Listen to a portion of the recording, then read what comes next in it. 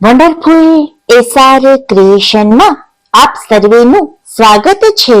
આજે આપણે જોઈશું સંકષ્ટી ચતુર્થી મહાત્મય, શું કરવું શું ના કરવું, દયાદેવ બ્રાહ્મણની વ્રત કથા। મિત્રો, વિડીયો પસંદ આવે તો લાઈક, શેર અને ચેનલને સબસ્ક્રાઇબ જરૂરથી કરશો। આજે 14 જૂન જેઠ વદ ચોથ છે। સર્વે વિઘ્નો હરનાર સંકષ્ટી ચતુર્થી છે।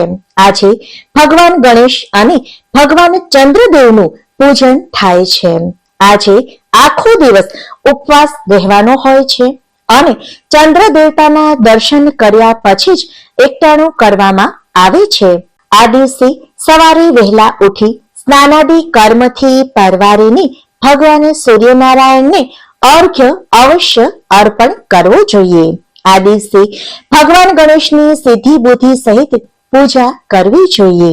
ભગવાન ગણેશની મૂર્તિને શુદ્ધ જળથી પંચામૃતથી સ્નાન કરાવવું, કંકુ ચંદનનું તિલક કરવું, ભગવાન ગણેશને જનોઈ અર્પિત કરવી જોઈએ। લાલ ફૂલનો હાર અથવા તો લાલ ફૂલ અર્પિત કરવું જોઈએ। આ જ રીતે સિદ્ધિ બુદ્ધિની પણ પૂજા કરવી જોઈએ। સિદ્ધિ બુદ્ધિને લાલ મોલી પહેરાવીને કંકુનું તિલક કરવું જોઈએ। ભગવાનને દૂર્વા અર્પણ કરવી તેમજ ભગવાનને મોદકનો ભોગ લગાવવો જોઈએ અને વ્રત કથા અવશ્ય સાંભળવી જોઈએ। સંકટ ચતુર્થી 2025 14 જૂન શનિવારના બપોરના 3:46 શરૂ થશે અને 15 જૂન રવિવારે બપોરના 3:51 પૂર્ણ થશે। સંકટ ચતુર્થી 14 જૂનને શનિવારના રોજ ઉજવવામાં આવશે કારણ કે ચંદ્રનો ઉદય 14 જૂનને શનિવારના રોજ થશે, તેથી જ આ દિવસે સંકટ ચતુર્થી ગણાશે। ચંદ્ર ઉદયનો સમય રાત્રિના 10:07 આસપાસનો રહેશે। આજે ચંદ્રોદય થતા ભગવાન ચંદ્રદેવને જળ અર્પિત કરવું તેમજ કાચું દૂધ અર્પિત કરવું, તેની પૂજા અર્ચના કરવી, ઓમ સોમ સોમાય નમઃ મંત્રનો શક્ય હોય તેટલો જાપ કરવો।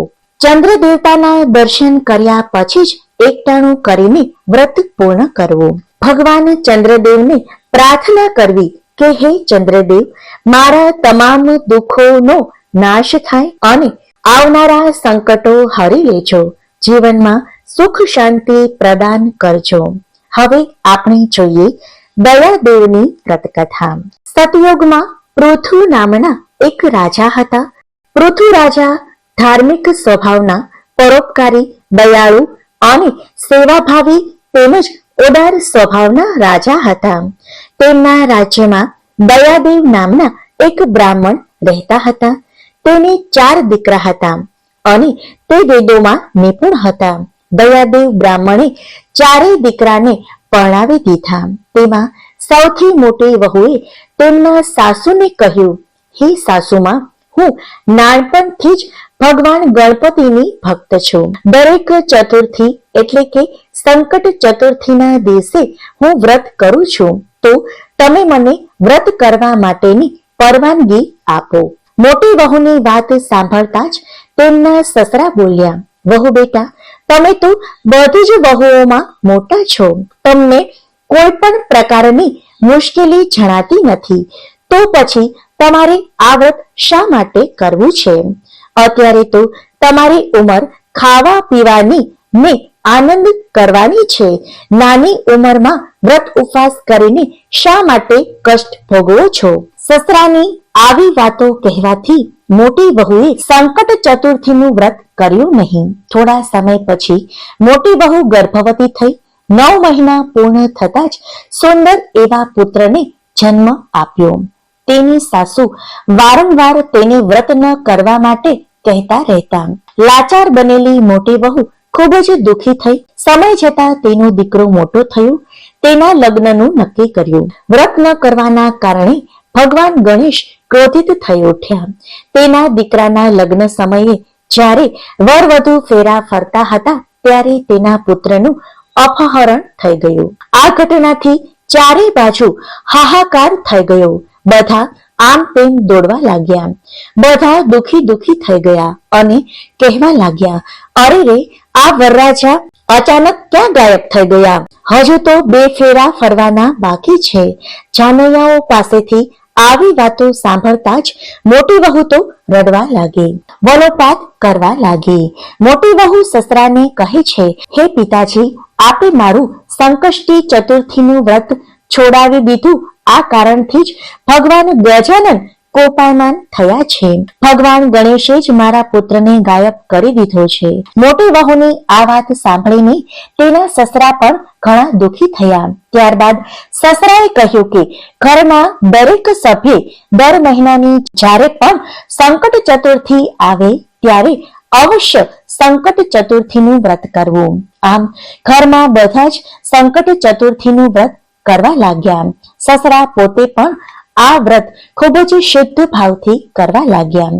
એક સમયની વાત છે. વેદોના નિપુણ પણ ગરીબ એવા બ્રાહ્મણ તેમના ઘરે ભીખ માંગવા આવે છે. એ વખતે મોટી વહુ આંગણું સાફ કરી રહી હતી. પેલા બ્રાહ્મણે તેને કહ્યું કે હે દીકરી, હું ઘણા દિવસથી ભૂખ્યો છું, માટે મને કંઈ ખાવાનું આપો. મોટી વહુએ ખૂબ જ આદર ભાવથી તે ગરીબ બ્રાહ્મણને પેટ ભરીને જમાડ્યા. ત્યારબાદ તેને વસ્ત્રોનું દાન કર્યું. વહુની સેવાથી પ્રસન્ન થયેલ બ્રાહ્મણે કહ્યું, હે દીકરી, હું તારા પર ખૂબ જ પ્રસન્ન થયો છું. તું તારી ઈચ્છા હોય તે પ્રમાણે માંગી લે. હું બ્રાહ્મણના વેશમાં સ્વયં ગણેશજી છું. તારા ભક્તિભાવથી પ્રસન્ન થયો છું. તારી પરીક્ષા લેવા માટે હું બ્રાહ્મણનું રૂપ લઈને આવ્યો હતો. ત્યારે મોટી વહુ 2 હાથ જોડીને કહે છે કે હે વિઘ્ન વિનાયક, જો તમે ખરેખર મારા પર પ્રસન્ન થયા હોય તો મને મારો દીકરો પાછો આપો. એ સમયે સોમ શર્મા નામના બ્રાહ્મણ દયાદેવના પૌત્રને લઈને નગરમાં આવ્યા. દયાદેવનું સરનામું પૂછતા તેના ઘરે આવી જાય છે. દયાદેવ ખૂબ જ રાજી થાય છે. પોતાના પુત્રને જોઈને માતા પણ હર્ષિત થઈ ઉઠે છે. આ બધું જોતા જ નગરજનો પણ ખુશ થયા. માતાએ પુત્રને ગળે લગાવ્યો અને કહેવા લાગ્યા કે ગણપતિજીની કૃપાથી જ મને મારો પુત્ર પાછો મળ્યો છે. આ બધી ભગવાન ગણપતિની જ કૃપા છે. દયાદેવી પણ સોમ શર્માનો આભાર માન્યો. તેને પ્રેમથી જમાડ્યા, વસ્ત્રો અને ગાયનું દાન આપ્યું. દયાદેવી ફરીથી મંડપ શણગાર્યો અને પૌત્રના અધૂરા રહેલા લગ્ન પૂર્ણ કર્યા. હે ગણપતિજી, તમે જેવા મોટી વહુની ફળ્યા તેવું તમારું વ્રત કરનાર, કથા વાંચનાર, સાંભળનાર સૌને ફળજો. બોલો ભગવાન ગણપતિની જય. મિત્રો, વિડીયો પસંદ આવે તો લાઈક, શેર અને ચેનલને સબસ્ક્રાઇબ જરૂરથી કરશો. આભાર.